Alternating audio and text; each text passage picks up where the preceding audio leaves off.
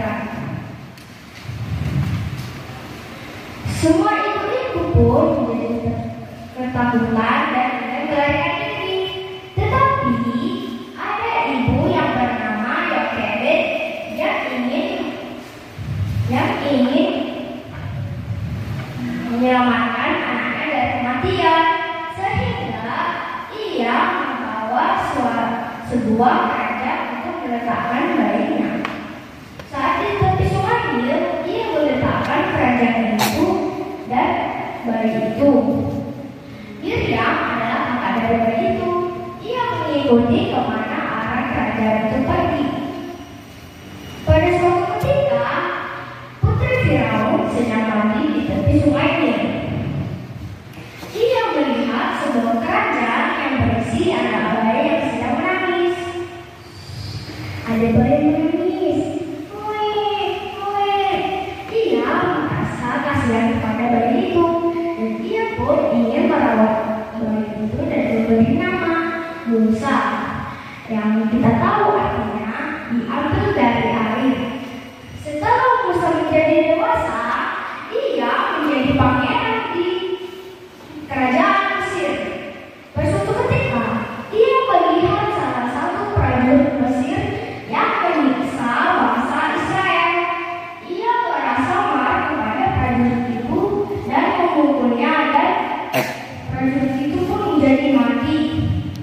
Ia merasa ketakutan sehingga ia melarikan diri ke kota Miriam. Sesampai di Gunung Horeb, ada Tuhan yang menampakkan dirinya di semak duri yang menyala tetapi tidak terbakar, dan Tuhan berbicara, "Bebaskan umatku supaya mereka menyembahku di padang gurun." Tetapi Musa pun bertanya kepada Tuhan, "Siapakah Tuhan?" Dan Tuhan menjawab, "Akulah Tuhan, ayah dari Yakub, ayah dari Abraham, dan ayah dari Ishak." Tetapi Musa tidak percaya jika ada Tuhan, dan Tuhan pun memberikan tiga mukjizat kepada Musa agar dia percaya kepada Tuhan. Mukjizat pertama, tongkat dan bisa menjadi ular. Mukjizat kedua, tangan Musa akan menjadi sangat putih seperti salju. Mukjizat yang ketiga, setiap area air yang ada di tanah yang kering akan menjadi garam. Tetapi Musa tetap menolak karena dia tidak pandai berbicara. Tuhan pun mengirimkan kakaknya Harun untuk mendampinginya dan menolongnya.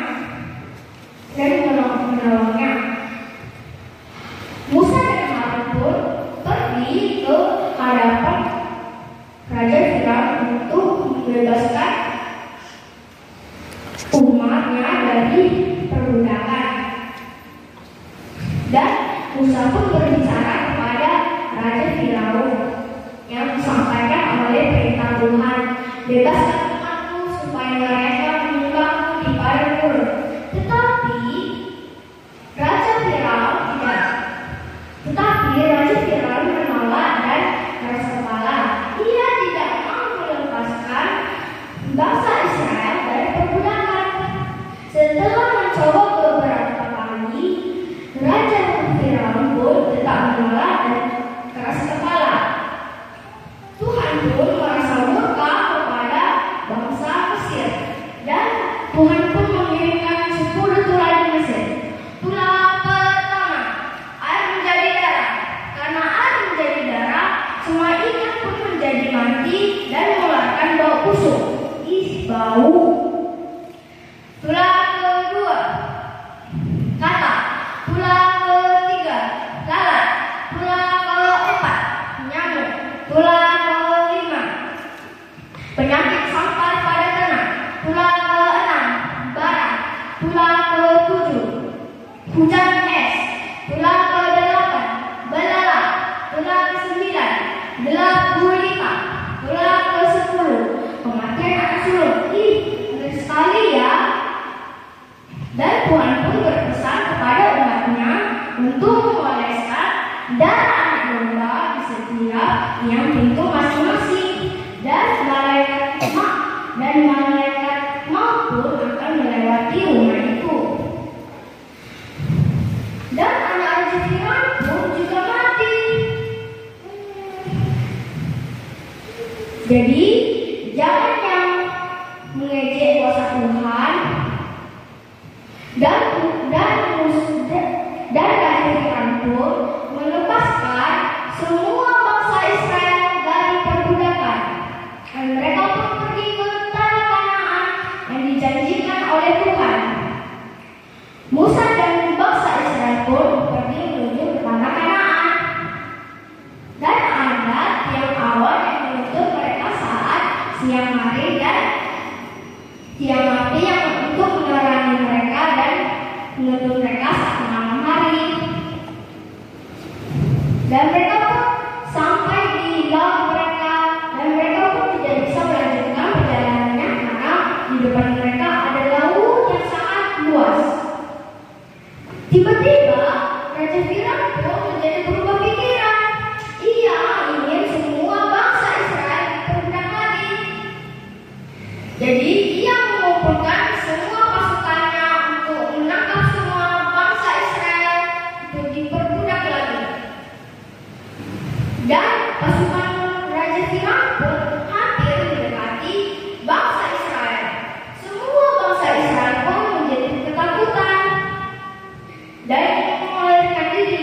Musa pun berkata kepada mereka, Tuhan akan berperang untuk kamu.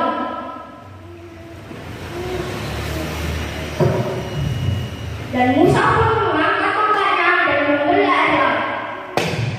Air laut terbelah menjadi terbagi dua. Semua bangsa Israel pun menjadi takut melihat mukjizat yang dibuat oleh Musa. Mereka pun dapat melanjutkan perjalanannya untuk pergi ke tanah Kanaan. Dan adapun pasukan Raja Firaun pun hampir mendekati mereka. Dan Musa pun mengangkat kembali tongkatnya dan menyambungkan kembali laut. Dan semua pun pasukan Raja Firaun pun menjadi hancur di laut merah itu. Semua bangsa Israel pun menjadi sukacita kepada Tuhan karena Tuhan telah menyelamatkan mereka. Dan mereka pun dapat melanjutkan perjalanannya untuk pergi ke tanah Kanaan. Dan Musa pun memiliki istri yang bernama Zipora dan dua anak bernama Gersom dan Eliezer. Saat di tanah Kanaan, Musa berpesan kepada semua bangsa Israel untuk tidak mendekati Gunung Sinai jika ada Tuhan di situ. Dan Tuhan pun berfirman di Gunung Sinai dan mengucapkan 10 perintah untuk ditaati dan dipatuhi. Kita katalah pertama, Aku Tuhan Allahmu yang membebaskan kamu dari tanah Mesir perbudakan. Kita kedua, jangan ada lain di hadapanku.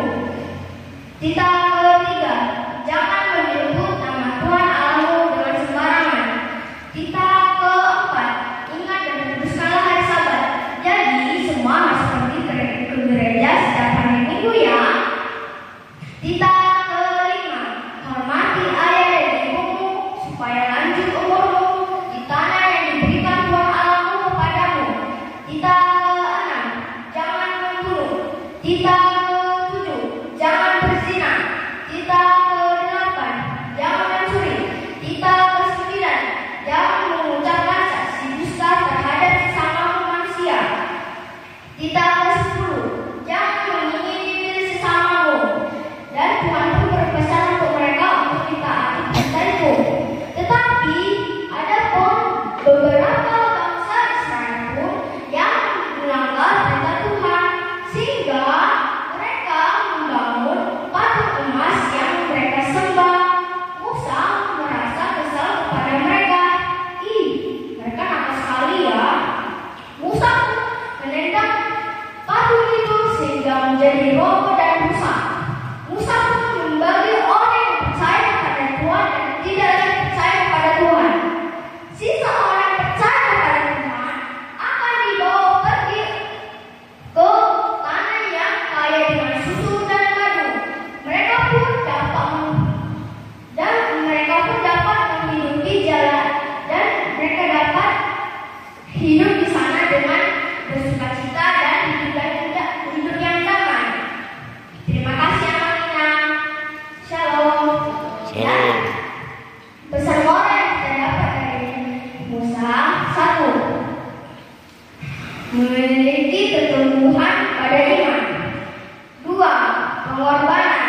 ketiga,